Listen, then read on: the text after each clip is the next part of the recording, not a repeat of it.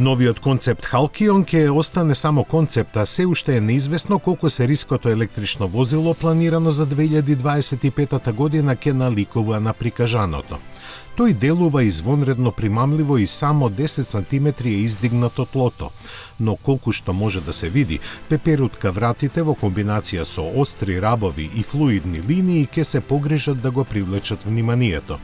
Во внатрешноста има ефектни седишта, правоаголен волан, додека погледот кон централната конзола открива голем вертикален екран на допир.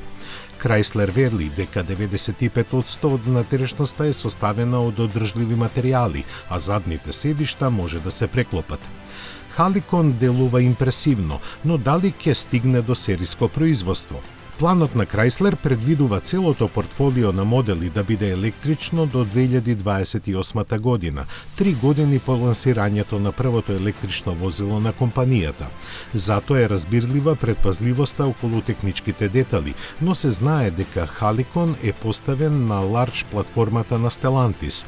Таа е дизајнирана за автомобили кои ќе бидат долги помеѓу 4,7 и 5,2 метри, кои ќе имаат меѓуоскено растојание помеѓу 2,8 и 3,1 метар.